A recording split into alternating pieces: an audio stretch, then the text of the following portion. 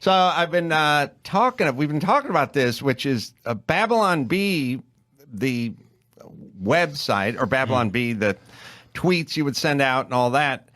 It's getting harder to write because we're getting crazier, right? And it was pretty easy to make a distinction between truth and fiction or satire a few years ago, but now we're removing boulders from campuses because the boulder's racist and things of that nature.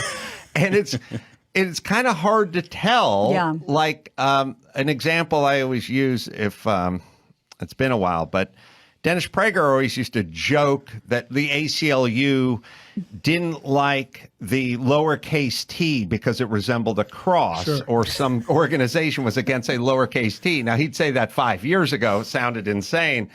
You'd kind of buy it now. Is it make it more of a challenge for you guys? Yeah, I mean, that's the constant thing is it feels like we're more prophets than comedy. We try to think of the most ridiculous thing that what people are doing right now could lead to, make that a headline, and then like within a week or two, it becomes real news, and then you can't tell that we're just joking. You're only a couple steps ahead. How long has the Babylon Bee been in existence? About, I think we started in 2016, so not super long. Yes, pretty much around during the campaign, Trump's campaign, is that when it kind of popped up. And how did it start? There's a webcomic guy named Adam Ford who created the site, kind of jealous of the kind of humorous points that The Onion was able to make. And it started off, we always had political humor, but it was a bunch of Christian guys making jokes mostly about church culture. And but we'd also make jokes about things in the news that no one else is joking about. So, so you and Tyler Perry came from the same place. See, we're closer than Bridging the people gap. think.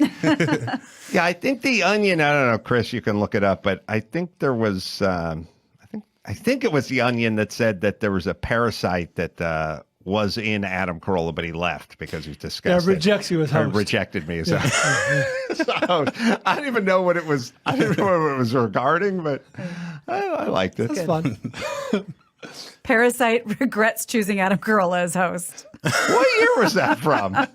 2006. And what was I even doing back You then? took over for Stern.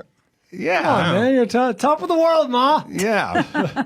Well, anyway, that was the so it was like, oh, they're having the fun over there. We'll do our own version of that. Yeah, you just get to make a quick, it's I think one of our favorite quotes from G.K. Chesterton is that while an argument is trying to fumble at the handle, humor can slip right under the door to make a point. I totally butchered that, but I think it's that, and just it's more and more become the joke someone else will tell. We'll tell them, I guess. And how's the process? And then is there a vetting? Like, I don't get it, or let's try it.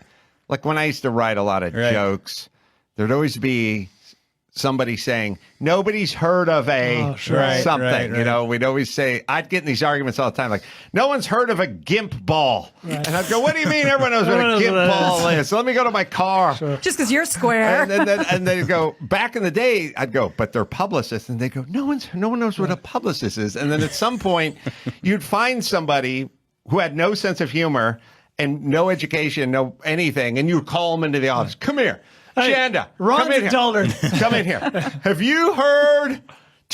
And then the other person would screw it up. They go, "You've heard of a publicist, right? No, You're not stupid." No. They go, "No." No. Do you guys have to go through that process? I think because we're joking about the news as it happens, so it is always like, do you think people know this? Are we in this bubble that only we know about this? And so we kind of have to try to figure that out, and then. It's often shocking what people are aware of and what they're not aware of. So that's a constant game.